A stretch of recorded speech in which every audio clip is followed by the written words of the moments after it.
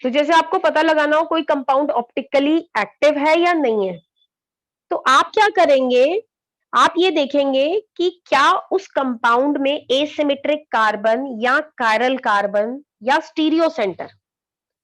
देखिए कायरलिटी के बहुत सारे क्राइटेरिया होते हैं, अभी तो हम सिर्फ यही देख रहे हैं, ठीक है। तो कोई भी, अगर हम ये देखेंगे कि हमारे जो कंपाउंड में कायरल कार्बन प्रेजेंट है या नहीं है, कायरल कार्बन को एसिमेट्रिक कार्बन या स्टीरियो सेंटर भी बोलते हैं।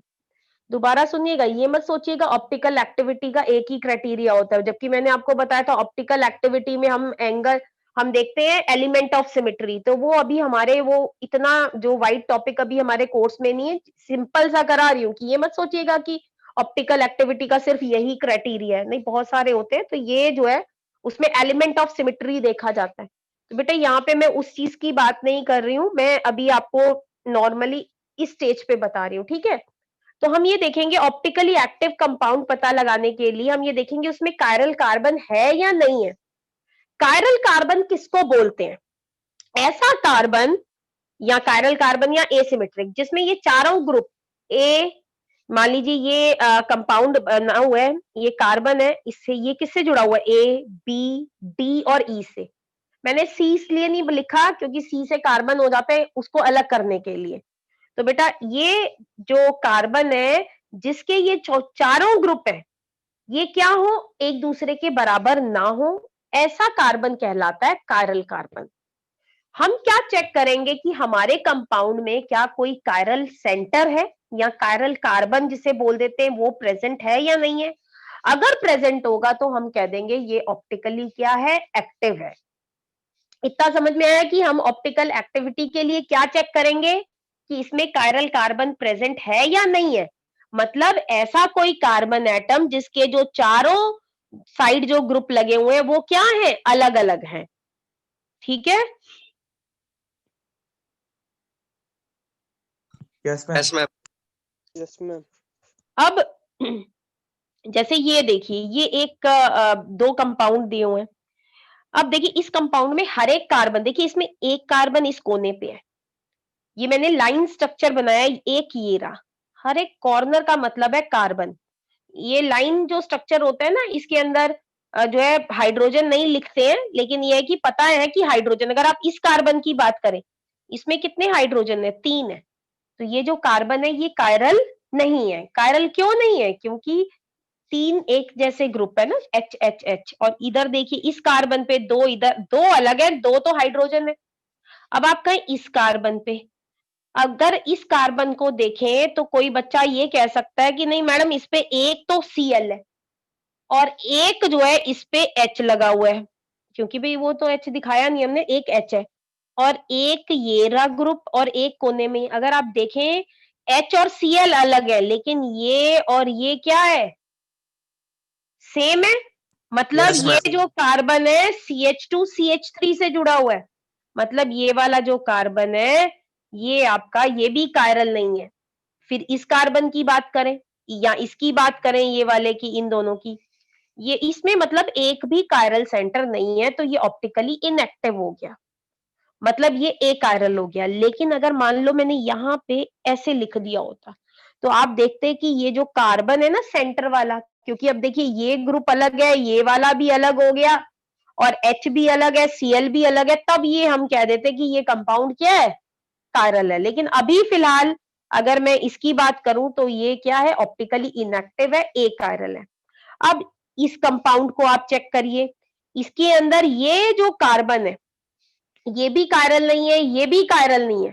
लेकिन अगर आप इस कार्बन की बात करें जहां पे मैंने एस्ट्रिक लगाया है, क्लोरीन हाइड्रोजन इस साइड CH2 CH3 जुड़ा हुआ है, इस साइड CH3 जुड़ा हुआ है, मतलब चारों ग्रुप क्या है बेटा, अलग अलग है।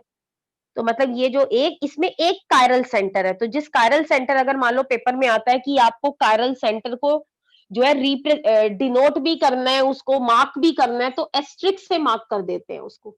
तो मतलब ये जो कंपाउंड है ये क्या है, ऑप्टिकली एक्टिव है, या ये कह दें कि ये जो आपका कंपाउंड है ये क्या है, कायरल है। अब जो कंपाउंड कायरल होते हैं ना बेटा, या जो ऑप्टिकली एक्टिव होते हैं, जैसे ये वाला कंपाउंड आप देखिए, इसमें जो कार्बन है वो अलग अलग ग्रुप से जुड़ा हुआ है। अगर आप कहें ये कोई बच्चा कहे कि आप इसमें ये भी तो है कार्बन, तो बेटा ये कार्बन जो है इसकी बात इसलिए नहीं कर रही ये ऊपर वाले की, क्योंकि ये एक कायरल कार्बन है, तो मैंने इसको बनाया इस तरीके से है कि जो कायरल कार्बन है वो आ रहा है बीच में। तो अब इसकी अगर आप मिरर इमेज बनाएं, मिरर इमेज कैसे बनेगी? सेम ऐसी बनेगी, ऊपर CH3 है, इस कोने में C2H5 है, इधर लिख दिया, यहाँ Br है, इधर आ गए, तो ये मिरर इमेज बनी। तो जो ऑप्टिकली एक्टिव कंपाउंड्स होते हैं ना, उनकी अगर आप मिरर इमेज बनाएं तो वो नॉन सुपर इम्पोजेबल होती है। कोई बच्चा कहे कैसे है नॉन सुपर इम्पोजेबल? अब आप ध्यान से देखिए, ये इस वाले कंपाउंड को मैंने, ये वाला जो कंपाउंड है इसको मैंने इसके ऊपर ओवरलैप करना है। ओवरलैप करने के लिए मैं ये बॉन्ड को यहां लाऊंगी, ये इस साइड है, ये कौन सी साइड है? राइट साइड है, तो इसको जब मैं घुमाऊंगी ऐसे, मतलब जब ऊपर से अगर आप ये देखेंगे यहां से मैं जब इसे रोटेट करूंगी, जब इसको यहां लाऊंगी, तो आप ये देखेंगे ये जो Br है ये कहां चला जाएगा? पीछे की तरफ चला जाएगा। इमेजिन करके देखिए, जब आप इसको ऐसे घुमाएंगे, बॉन्ड नहीं तोड़ने, सिर्फ रोटेट करना है, तो Br कहां चला जाएगा? पीछे की तरफ, और H कहां आ जाएगा? इसका आगे की तरफ। मतलब ये सुपर इम्पोज नहीं होगा। जैसे आपके जो हाथ है दोनों, आपने हथेली को हथेली से नहीं जोड़ना, जो आपका जो हाथ है ना, जो मतलब जो बाहर का जो हथेली है, दोनों की हथेलियां एक ही डायरेक्शन में होनी चाहिए। अब आपको क्या करना है, उसको ओवरलैप करके देखिए, क्या ओवरलैप हो जाते हैं आपके हाथ? No ma'am. हथेली पे हथेली नहीं रखनी है। कोई बच्चा ये कहे कि मैं हथेली पे हथेली रख दूं, जैसे हम शीशे में देख रहे हैं तो मैं अपने हाथ को उस हाथ के ऊपर रख दूं, नहीं, मुझे इस तरह से करना है कि दोनों की डायरेक्शन एक तरफ होनी चाहिए। मतलब अगर मेरी हथेली जो है दीवार की तरफ फेस कर रही है या मेरी तरफ फेस कर रही है, तो दोनों जो मेरी पाल्म है दोनों क्या करनी चाहिए? सामने की तरफ फेस करनी चाहिए। तो आप देखेंगे अंगूठे दोनों के निकल आएंगे, मतलब दोनों ओवरलैप जो है वो नहीं करेंगे। तो जो ऑप्टिकली एक्टिव कंपाउंड होते हैं इनकी दो फॉर्म्स होती हैं, मतलब इनकी जो मिरर इमेज होती है वो नॉन सुपर इम्पोजेबल होती है, और ऐसे कंपाउंड्स को हम बोलते हैं इनैंशियोमर।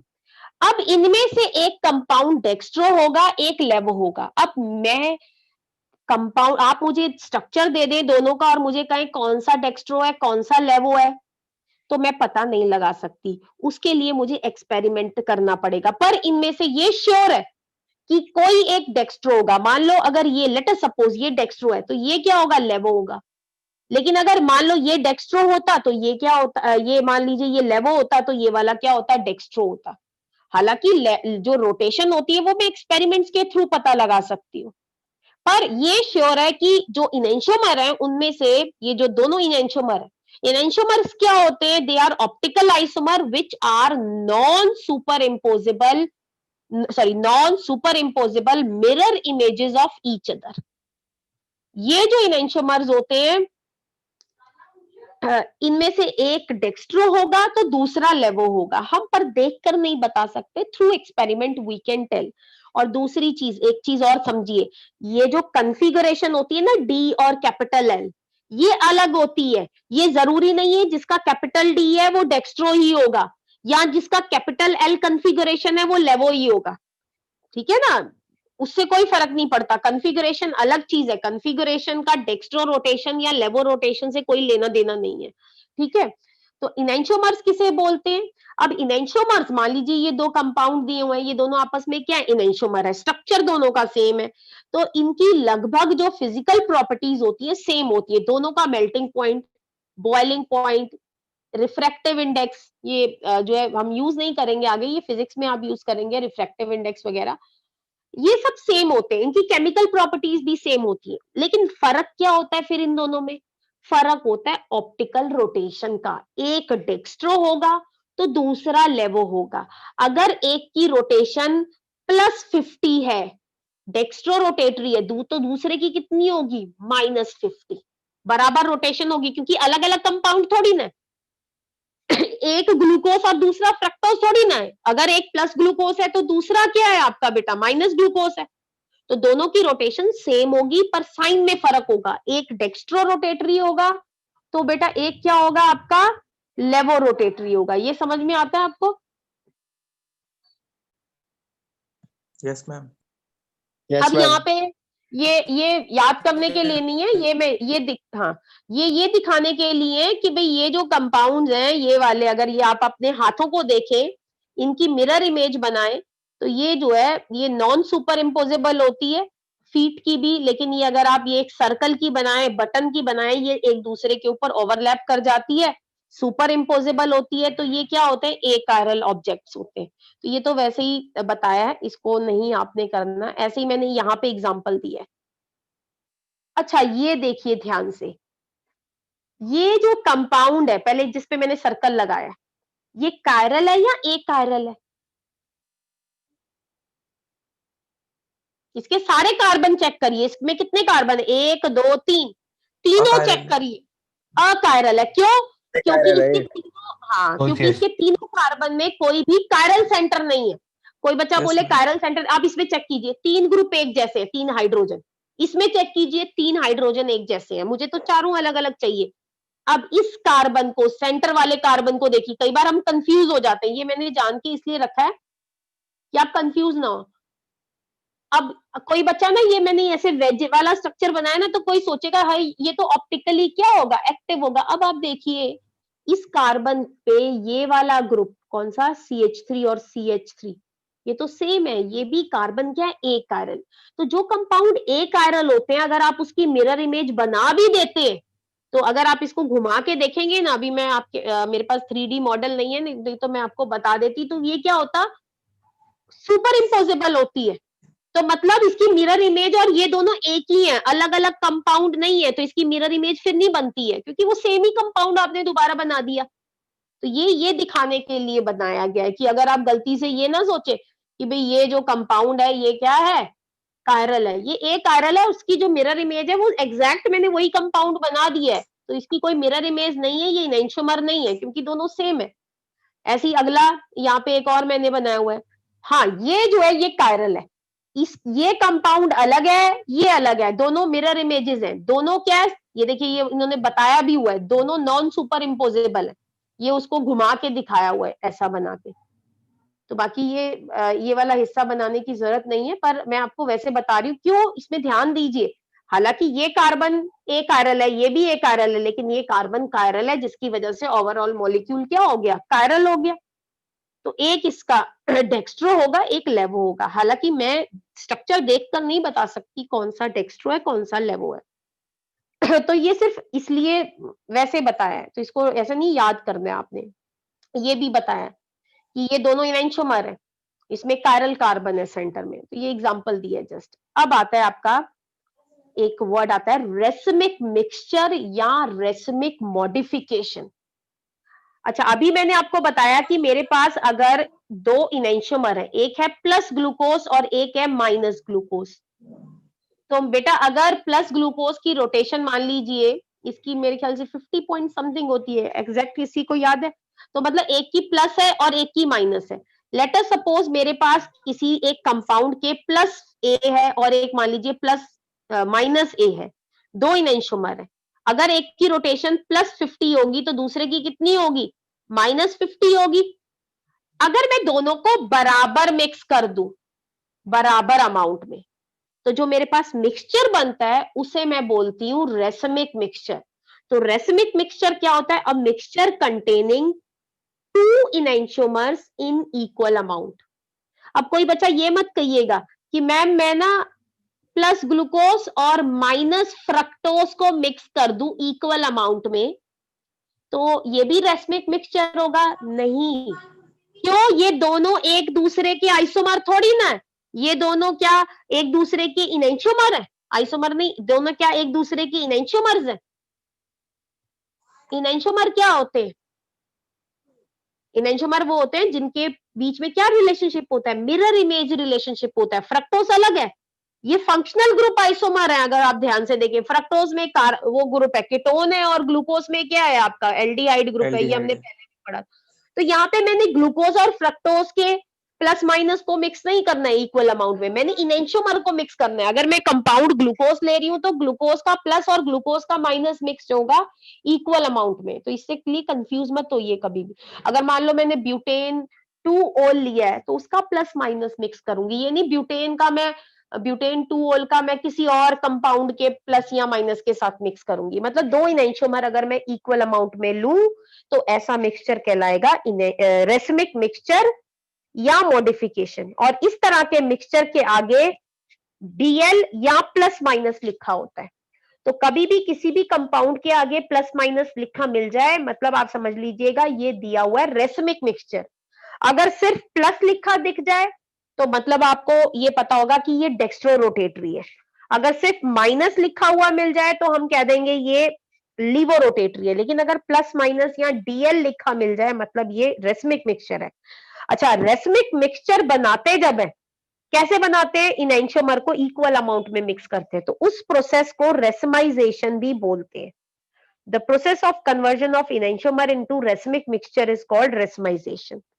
अब लास्ट और बहुत इंपॉर्टेंट चीज आती है कि ये जो रेसमिक मिक्सचर है, जैसे मैंने आपको बताया कि अगर मान लीजिए एक इनैंशियोमर है, उसकी रोटेशन +50 है, तो दूसरे की कितनी होगी? -50।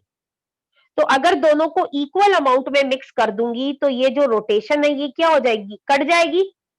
अगर एक लेफ्ट की तरफ रोटेट करेगा, अगर उसको दोबारा से एंटी क्लॉकवाइज घुमा देगा तो 50 पे आ जाएगा।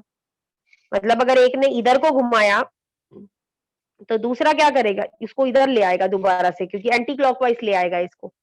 तो और net optical rotation racemic mixture की क्या होती है? 0। क्यों 0 होती है पूछ लिया जाता है? Because rotation due to one isomer will be cancelled out by rotation due to other isomer. समझ में आया?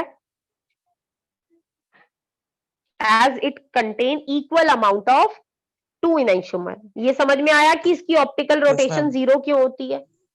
Yes, yes ma'am. मैम। अब आता है एक क्वेश्चन। मान लो पेपर में आपको ये दिया हो, डीएल ग्लूकोज लिखा हो या प्लस माइनस ग्लूकोज लिखा हो, और आपसे पूछा हो इसकी ऑप्टिकल रोटेशन कितनी है, तो सोचेंगे कि मैडम ने तो ये बोला था कि ऑप्टिकल रोटेशन तो हम देखकर नहीं बता सकते। भाई आपको एक्सपेरिमेंटली पता लगा सकते हैं पोलरीमीटर में। तो ये कैसे पूछ लिया क्वेश्चन? क्वेश्चन गलत है। क्वेश्चन गलत नहीं, सही है। आगे देखो क्या लिखा हुआ है, डीएल। तो चाहे आगे कोई भी कंपाउंड दिया हो, यहाँ पे ग्लूकोज की जगह कोई भी दुनिया का ऑप्टिकली एक्टिव कंपाउंड दे दे, अगर आगे डीएल या प्लस माइनस लिखा है मतलब ऑप्टिकल रोटेशन कितनी है? 0 है। ठीक है? Yes, ma'am. ठीक है, आगे देखो ये ब्यूटेन 2 ऑल दे रखा है, मुझे इसका स्ट्रक्चर बनाने की जरूरत नहीं है, सिर्फ आगे प्लस माइनस लिखा हुआ है मतलब ऑप्टिकल रोटेशन क्या है? 0 है। अब आते हैं इससे रिलेटेड क्वेश्चन। अच्छा, ये हमने जो पढ़ा वही चीज है। Non super imposable mirror images को इनैंशियोमर बोलते हैं। रेसमिक मिक्सचर में equal amount of dextro and लेवो रोटेटरी आइसोमर होता है, इसकी ऑप्टिकल रोटेशन क्या होती है? 0 होती है। अच्छा, अब आगे ये क्वेश्चन है एनसीईआरटी का। अब आप मुझे बताइए, ये पहला क्वेश्चन, ये क्वेश्चन में पहले बोल रहे हैं बताइए कौन सा मॉलिक्यूल कायरल है, कौन सा ए कायरल है।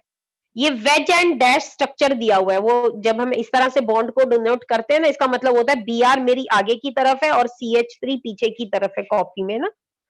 ये बिहाइंड, जैसे अगर हम ये बॉन्ड बनाए ना कि ये OH बॉन्ड कॉपी के ऊपर बनाए है, ये कॉपी के आगे की तरफ होगा, क्योंकि 3 डायमेंशनल हम बना नहीं सकते ना। अब मुझे इस पहले में बताइए, ये 2 कंपाउंड दिए हुए हैं, ये वाला और ये वाला, इन दोनों में से कौन सा कायरल है, कौन सा ए कायरल है? पहले वाला पहले कायरल वाला है, दूसरे कायरल वाला है, एकायरल। दूसरा वाला एकायरल। सब बच्चे कह रहे हैं पहले वाला कायरल है। अगर सबका आंसर सही है, किसी का आंसर गलत तो नहीं आया? वैसे ठीक है, पहले वाला कायरल है। अब आप दूसरा देखिए,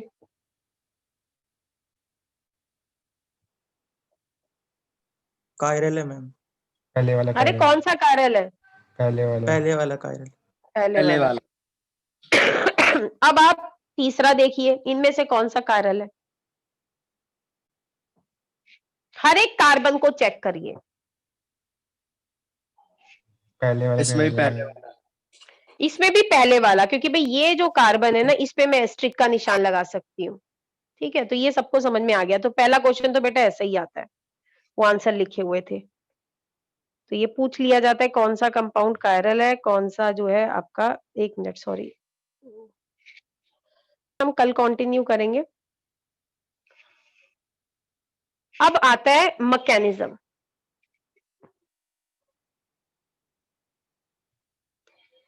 मैकेनिज्म का मतलब ये है, देखिए मैकेनिज्म में हम ये देखेंगे ये न्यूक्लियोफाइल ये आर के कैसे अटैक करता है। तो दो तरह के मैकेनिज्म हम पढ़ेंगे, SN2 एंड SN1। क्वेश्चन जो है इससे रिलेटेड मैं आपको जो है हम जो है कल कर लेंगे, ठीक है। तो कल सिर्फ इसी से रिलेटेड ही क्वेश्चन करेंगे, मंडे को हम आगे अगला वो टॉपिक करेंगे, लेकिन अभी मैं ये बता देती हूँ ताकि आप पढ़ के आए। मैकेनिज्म SN1 है और SN2 है, तो पहले हम एक एक करके डिस्कस करेंगे। तो क्योंकि इसके क्वेश्चन भी समझाने जरूरी है, नहीं तो आपको समझ ही नहीं आएगा कि ये वाला जो मैकेनिज्म, जो अगले चैप्टर के मैकेनिज्म है वो सिंपल है, ये जो चैप्टर है छोटा सा, पर इसमें ना कई क्वेश्चंस जो है वो पूछ लिए जाते हैं, इसलिए जो है थोड़ा सा कई बार लगता है मैकेनिज्म में। देखिए पहला आता है SN2 मैकेनिज्म। SN2 का मतलब क्या होता है? सब्स्टिट्यूशन। S का मतलब होता है न्यूक्लियोफिलिक। आगे जो 2 या 1 लिखा होता है इसका मतलब होता है, अगर 2 लिखा है तो बायमोलिकुलर। और आपको पता है मॉलिकुलैरिटी क्या होती है? जब दो मॉलिक्यूल या दो स्पीशीज साथ अटैक करते हैं। और 1 का मतलब होता है यूनिमोलिकुलर। तो हम कर रहे हैं, इसका नाम है सब्स्टिट्यूशन, न्यूक्लियोफिलिक, बायमोलिकुलर। ये जो बेटा होता है दोनों में डिफरेंस आ जाता है SN1 और SN2 में, वो आप तो एंड में कर पाएंगे जब मैं दोनों बता दूंगी, सिंपल सा है। इसमें क्या होता है, ये 1 स्टेप मैकेनिज्म होता है, इसमें सेकेंड ऑर्डर काइनेटिक्स होती है, मतलब इसका ऑर्डर जो है वो 2 देखा गया है। तो हम यहाँ पे ऑर्डर नहीं निकालना सीखेंगे, हम मेन सीखेंगे क्या होता है। जो न्यूक्लियोफाइल होता है, ये आपका न्यूक्लियोफाइल है, ये क्या करता है, मान लीजिए मेरा ये कार्बन है जिसपे अटैक होना है, जिससे ये X जुड़ा है। अब बेटा ये कार्बन कायरल भी हो सकता है, कायरल भी हो सकता है, जरूरी थोड़ी ना है कि सारे कंपाउंड में X जो है वो कायरल कार्बन से ही जुड़ा हो। तो ये कायरल भी हो सकता है, कायरल भी हो सकता है। अगर कंपाउंड आपका कायरल है तो जो चीज बनेगी वो भी क्या बनेगी, कायरल या कायरल बनेगी उस हिसाब से। तो यहाँ पे हम मैकेनिज्म देख रहे हैं अभी। तो ये जो है बैक साइड अटैक करेगा, पीछे पे अटैक करेगा। और ये क्या करेगा, जैसे जैसे ये बॉन्ड बनेगा ना, अगर मैं इसका ये स्ट्रक्चर बनाऊं, जैसे जैसे न्यूक्लियोफाइल अपना बॉन्ड बनाएगा वैसे वैसे एक्स का बॉन्ड टूटेगा। इस तरह का स्ट्रक्चर आपको बुक में बना मिल जाएगा, इसे बोलते हैं ट्रांजिशन स्टेट। ये एग्जिस्ट नहीं करती है, मतलब इसमें क्या होता है, ट्रांजिट हो रहा है प्रोडक्ट में, मीन पुराना बॉन्ड टूट रहा है और नया धीरे धीरे क्या बन रहा है, बनने लग रहा है। तो ये क्या करेगा, बैक साइड अटैक करता है। तो ये जो एरो वाले स्ट्रक्चर होते हैं ना, इन्हें मैकेनिज्म बोलते हैं। ये पीछे से अटैक करता है। और देखिए एक्स निकल गया, यहाँ पे आपका एक्स निकल गया, ये बॉन्ड के इलेक्ट्रॉन एक्स पे चलेगा, एक्स अपने साथ माइनस चार्ज लेके चला गया। अब आप ध्यान से देखिए एक्स कहां लगा था, कन्फिगुरेशन के हिसाब से। मैं डेक्स्ट्रो या लीवो की बात नहीं कर रही हूं, मैं कन्फिगुरेशन की बात कर रही हूं। मान लीजिए ये कंपाउंड है डी, लेट अस सपोज, मान लीजिए, तो आपका जो न्यूक्लियोफाइल लगेगा वो कहां लगेगा, ऑपोजिट डायरेक्शन पे लगेगा।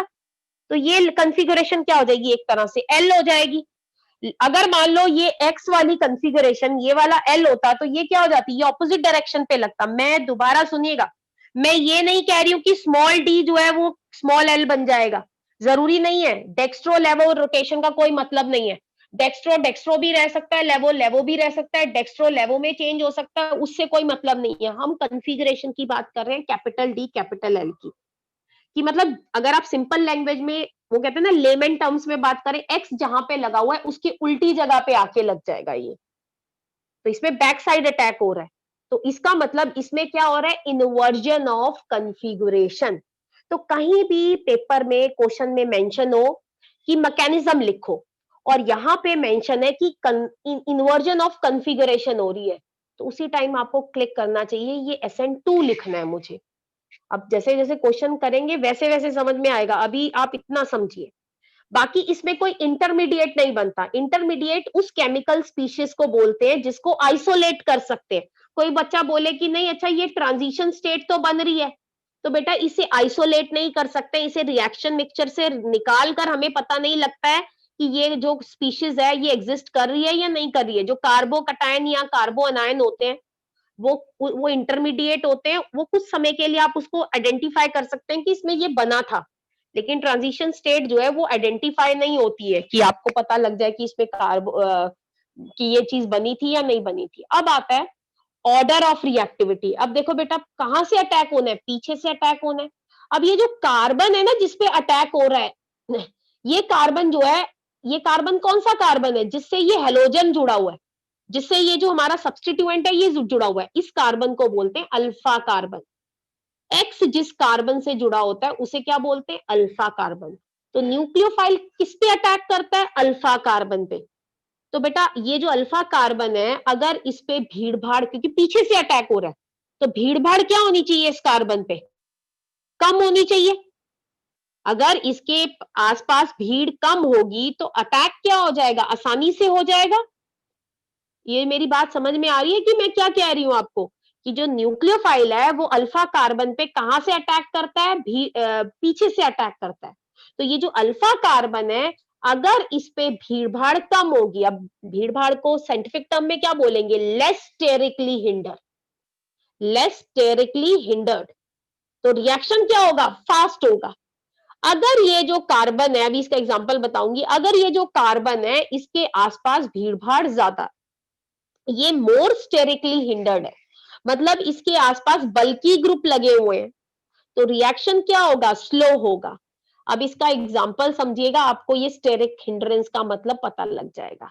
अब आप देखिए यहाँ पे अल्फा कार्बन कौन सा है, इसके पास कितने हाइड्रोजन है, 3, ये भी अल्फा हाइड्रोजन, ये भी। अब आप खुद देखिए भीड़ भाड़ कौन से वाले कार्बन पे ज्यादा है, स्टेरिक हिंड्रेंस किसमें ज्यादा है, इन चारों में, 3 डिग्री, 3 डिग्री वाला। 3 डिग्री वाले, है ना भाई। यहाँ पे ये बल्कि ग्रुप है, ये वाला ग्रुप है, ये वाला ग्रुप है। बाकी इस वाले में देखिए, इसमें आपका ये है और ये है, इधर एक ही बल्कि ग्रुप है, इधर कितने हैं, 3 है। तो इसका मतलब इसके अंदर तो है ही नहीं कोई भी, क्योंकि H है, क्योंकि अल्फा कार्बन ये खुद है, ये आपका मिथाइल वो हो गया। तो इसका मतलब सबसे ज्यादा स्पीड से रिएक्शन किसमें होगा, ये वाले में, मिथाइल हैलाइड में। उसके बाद 1 डिग्री हैलाइड में, अब कोई बच्चा बोले 1 डिग्री, तभी तो मैंने आपको बोला था, आपको पता होना चाहिए 1 डिग्री 2 डिग्री किसे बोलते हैं। 1 डिग्री मतलब Cl जिस कार्बन से जुड़ा हुआ है उसके पास 2 हाइड्रोजन है, इधर एक है, इधर एक भी नहीं है। तो इधर ऑर्डर ऑफ रिएक्टिविटी क्या होता है, 1 degree greater than 2 degree greater than 3 degree alkyl halide. ये समझ में आता है। तो यहां पे SN2 में कौन सी चीज होती है जो डिसाइड करती है रिएक्टिविटी, स्टेरिक हिंड्रेंस। अगर स्टेरिक हिंड्रेंस कम होगी तो रिएक्शन क्या होगा, फास्ट होगा।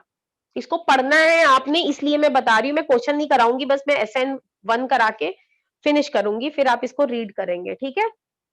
ये समझ में आ गया कि SN2 में बैक साइड अटैक होता है, स्टेरिक हिंड्रेंस क्या होनी चाहिए, कम होनी चाहिए।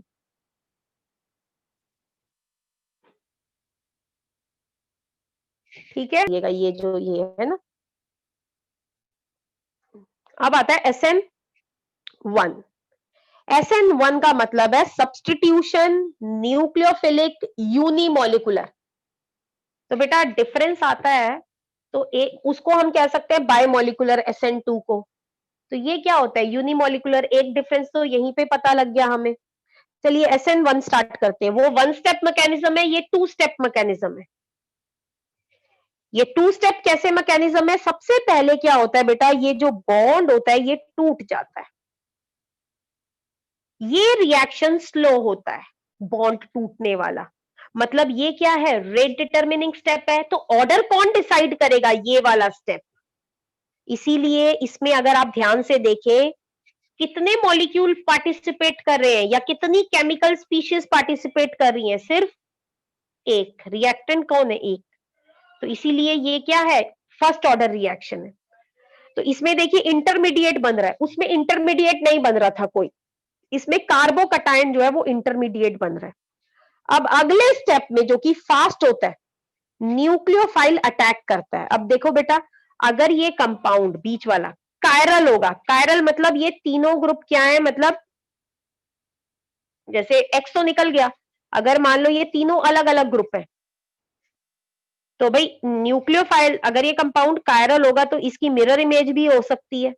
तो अगर न्यूक्लियोफाइल, अब देखिए ये कार्बोकटायन, अब न्यूक्लियोफाइल के पास 2 पॉसिबिलिटी है, वो 50% वो इस साइड से भी अटैक कर सकता है, मतलब जहां पे एक्स लगा हुआ था वहां पे लग जाए, और वो अटैक उल्टी साइड से भी कर सकता है, यहां से भी कर सकता है। अगर कोई बच्चा कहे कि नहीं मैडम अगर ये कंपाउंड ए कायरल होता, मान लो ये सारे ही यहाँ पे हाइड्रोजन लगे होते, तो बेटा चाहे न्यूक्लियोफाइल यहां आकर लगे चाहे यहां आके लगे, दोनों क्या है, दोनों सेम कंपाउंड है, तब कोई फर्क नहीं पड़ता। लेकिन चांसेस दोनों तरफ से अटैक करेगा, 50-50% चांसेस है। अगर कायरल कंपाउंड होगा, मान लो एक डेक्स्ट्रो है तो दूसरा लेवो होगा, जरूरी नहीं यही डेक्स्ट्रो है, कोई भी, ये दोनों मिरर इमेजेस होंगी एक दूसरे की, 50-50% रेशो में बने हैं, तो ये क्या होगा, रेसिमाइजेशन होगी। उसमें क्या हुआ, इन्वर्जन ऑफ कॉन्फ़िगरेशन हुई। इसमें क्या होती है, देखिए इसके अंदर अगर आप देखें first order mechanism unimolecular, it accompanies racemization, carbocation is formed as intermediate। इसको आप पढ़ के आएंगे तब हम आगे बात करेंगे। अभी ये देखिए ये इसमें बताया हुआ है, ये जो कंपाउंड है भाई अटैक, ये पहले कार्बोकटायन बना, Br निकल गया, फिर अटैक आपका लेफ्ट साइड से यहां से भी हो सकता था और यहां से भी हो सकता था, तो 50-50% बन रहा है, मतलब रेसिमाइजेशन, रेसमिक मिक्सचर बन रहा है। तो ये तो एग्जांपल बताया, इसे याद करने की जरूरत नहीं, सिर्फ बताया आपको। देन आपका मैकेनिज्म सिर्फ वो उसको कर लीजिएगा। अब आता है ऑर्डर ऑफ रिएक्टिविटी। तो बेटा यहाँ पे SN1 में ऑर्डर ऑफ रिएक्टिविटी हमने कैसे देखनी है, कार्बोकटायन जितना ज्यादा स्टेबल होगा, कार्बोकटायन की जो स्टेबिलिटी होगी वो डिसाइड करेगी रिएक्शन। SN2 में स्टेरिक हिंड्रेंस डिसाइड करती थी जो है रिएक्टिविटी, यहां पे स्टेबिलिटी। कार्बोकटायन जितना ज्यादा स्टेबल होगा उतना फास्ट रिएक्शन होगा।